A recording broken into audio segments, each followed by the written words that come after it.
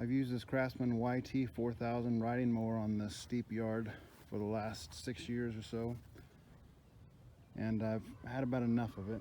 Conventional wisdom is that zero turns aren't the mower to get for a steep hill, but I was having some trouble with this Craftsman, feeling like I was going to flip over, and several times, in fact, almost doing so. The only reason I didn't is because I posted my foot out there and caught it from flipping over.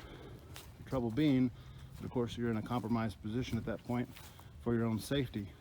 This last fall, the deck actually slid by my boot when I'd posted out to catch the thing from flipping, and when that happened, I decided I needed to get something different. I did a lot of research on zero turns before I decided on the SCAG, and the reason I decided on the SCAG was in all my reading, I joined different forums, I joined Facebook groups, I read decades worth of posts as far as going back to the early 2000s range, and you saw a lot of people moving from every other company under the sun on zero turns to SCAG or John Deere, but you never saw anybody moving away from SCAG or John Deere and saying they got a better mower. Combine that with this Liberty Z residential warranty, which is 5 years or 750 hours. I figured I'd be set for a long time. So I've got 10 hours on the zero turn, I've got 75 hours on the Craftsman. I can tell you one thing, the zero turn is not going to roll over on me. It's got a lower center of gravity, a wider base, and I've never ever even felt like it started to lift up or anything on this hill. Whereas that Craftsman, you have to really throw your weight around, and if you're not careful with it, it will try to roll on you. So whether or not the zero turn can hold the hill, maybe not as good as the Craftsman, as far as like maybe even turning up the hill if you're going across the hill sideways.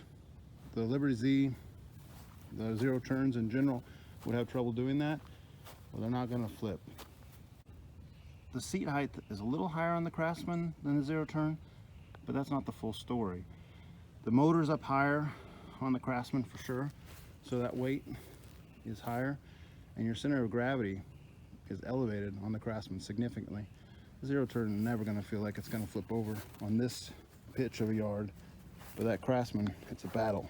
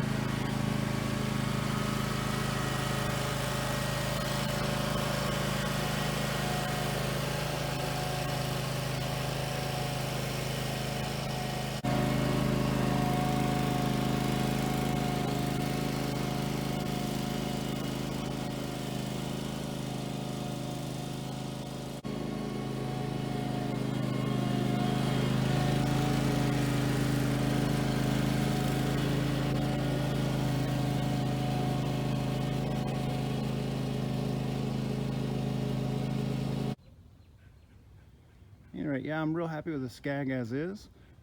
I'm hoping these Chevron tires that I'm going to pick up this week will spell the difference between holding a hill about as good as the Craftsman without the fear of turning over, to maybe holding the hill better than the Craftsman with a little bit better traction. We shall see. So I have the new Carlisle AT101 Chevron tires put on the SCAG Liberty Z 48-inch. The original stock tires are 20 by 10 by 8. These are 21 by 11 by 8. The grass has been wet. The last couple of days I haven't even been able to come out here because it's been raining. But the difference, at least on my initial pass, was really tremendous. It almost felt like four-wheel drive on the SCAG. On the hill where it used to nose down, if you tried to go across laterally on the hill, you could hold it. And everywhere in the yard where I used to have some experience slipping, these tires held their ground. So yeah, pretty amazing difference. They do tend to tear up the grass a little bit more if you hold one wheel in place and you try to make like a turn with one wheel not spinning. Regular stock turf tires will do that as well. These will do it worse. But in just driving around in general, you can see on the side of the house, I have a pretty steep area right up here against the flower bed. And my turf tires would tear that up just driving on it because they would slip. Well, these don't slip. They make the little chevron indentation in the grass or in the dirt, but they don't slip. And so you end up probably tearing up your grass less on steep hills than you do with the stock turf tires. At any rate, I'm going to try to demonstrate this and see if it will show, or how it'll even do when the ground's really still pretty soft and wet. Give you an example of what you could expect.